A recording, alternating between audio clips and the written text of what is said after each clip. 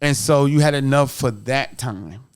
You didn't have enough for what could possibly happen exactly going forward. Exactly. So you're homeless at this point. Yeah. Trying to figure it out, not giving up the business. Right. You know, you decided that you were going to stay. Mm-hmm. You were going to push it through. Mm-hmm. What were those calls like? What was the business going? What was going on with the business at that time? So, you know, as I went towards the end of 2018, I started getting calls again. I started getting clients reaching out to me again. And, you know, because the thing is, Jay, even though homeless, I would still find a way to do a client call. I found a way to get internet, to do, you know, what I need to do from working on manuscript perspective. Like I just figured it out. I found a way. And so that kept me somewhat in front of the people where they thought on the outside looking in, you would have thought, oh, Tamika never missed a step. I was leading a women's empowerment movement at this time, self-assured woman. So I'm facilitating telesummits and workshops. I had just did a workshop. I had just did my first live women's empowerment event, and I left that event with having no place to stay because I'd saved up. I had sponsors for my conference. I had women flying in from different parts of the country to come to this event. But here I am, then they're going back to their prospective homes and their prospective businesses. And I'm like, oh my God, what am I going to do? So it was tough. But, you know, so you're seeing all that. You're like, oh man, Tamika was on top of the world. And people would say that, oh girl, God has so much stored in you. But I'm like, I don't know where I'm going to live. See, but you thought you didn't have something to talk about. Right. Hello. You thought you didn't have anything to say. I know. Like, this business is being built on the back of a woman who don't have a place to stay. Yeah. You know, again, cheating a little bit because I know. And it got to a point you didn't have transportation. Yep. You know, so no internet. Well, you find the internet wherever, hot spots, whatever the case may be. Walking. Yep. But you're still running the business. At what time was the point where you started saying, I got to do this differently? It was headed into, towards the end of 2018, headed into 2019. I just had this really tough conversation with myself, and I said, I cannot live this way anymore.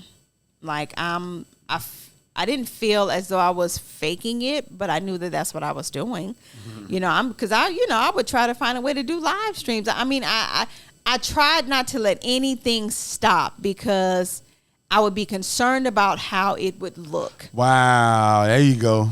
There you go. How would it look to the women I had over 1,500 women that were in my movement at this time, women that depended on me to be who I was, to be the leader, right? To be the woman that they could come to for support.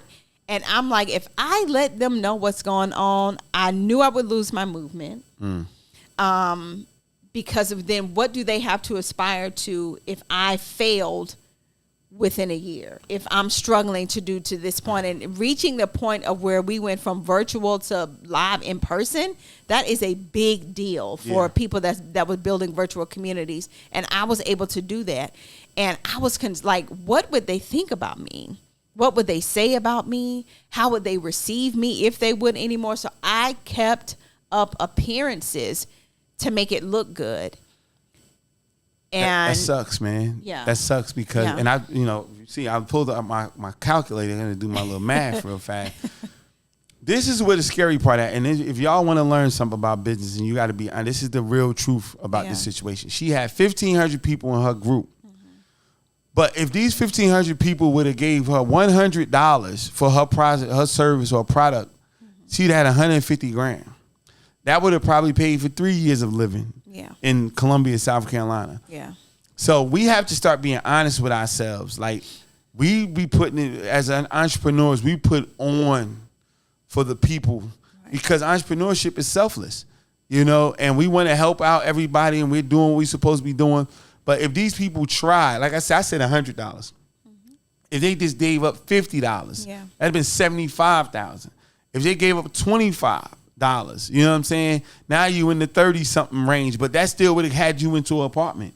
You know what I'm saying? And not on the street, right?